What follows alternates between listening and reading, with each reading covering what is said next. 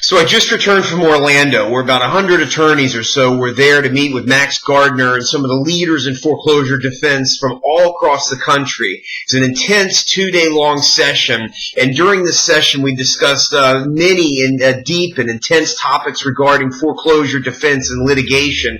But one of the most exciting things to come out of this was a detailed analysis of Article 3 and Article 9 of the Uniform Commercial Code. And I got to tell you, what myself and frankly I think everybody else in that room have come to understand is that another great lie that is being perpetrated upon the American people and especially upon our court system by the banking industry is that the notes that they are using to foreclose on people and throw Americans out of their homes are negotiable instruments. The fact of the matter is they absolutely are not. They should not be allowed to foreclose simply with a blank endorsement. I know many judges have gotten queasy over this, and the judges are correct. The legal analysis simply does not support the proposition that if a bank comes into the court with a blank, undated endorsement on the back of that note, that they have the right to steal your home and throw you into the street. Now, this is an explosive topic that's going to take some time to develop. But what we all have to understand is that when finally the American people wake up and come to their senses, and when finally our court system comes to its senses, we will recognize again that the banks are stealing from us, that the banks are engaging in gross fraud and misrepresentation in courtrooms all across this country, and the end product of doing that is throwing homeowners out into the streets. There has to be a wake-up call for Americans. Americans have to get in front of our judges, and our court system have to understand what's happening here. The banking system blew up. It blew up years ago, particularly the residential mortgage lending market.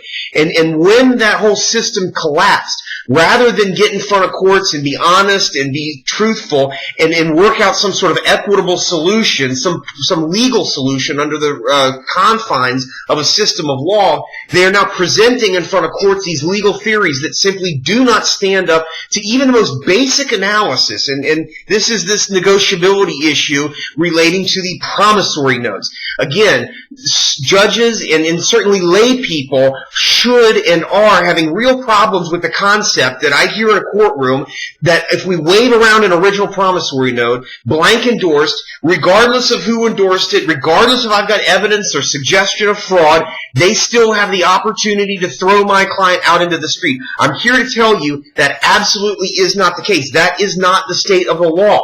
However, this is the law that is being preached in courtrooms and unfortunately being accepted in courtrooms all across this country. What we all need to do is take a deep breath here. We need to formulate a battle plan. And in fact, that's what's happened this weekend, formulating battle plans. But more importantly, all Americans across this country need to understand what's happening here.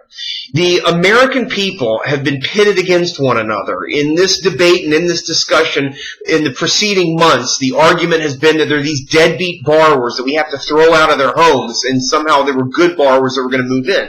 But the fact of the matter is that this is not about good borrowers or bad borrowers. This is about the banks and the institutions utilizing the government to take billions of dollars from us all, from taxpayers. The phenomenon of foreclosure sales occurring and the properties going back to banks and the banks collecting on the massive billions of dollars worth of insurance money for federally insured loans is what this is all about.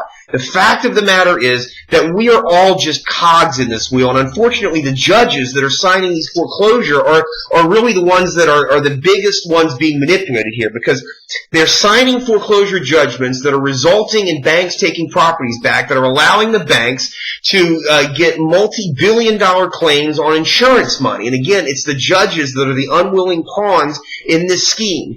We all have to take a deep breath here. I'm begging that judges would stop and start thinking about this and understand that what they're doing when they're improperly giving these properties back to banks is rewarding them for criminal and improper conduct. Much more on this to come later, but gird up for the fight. There's much more coming.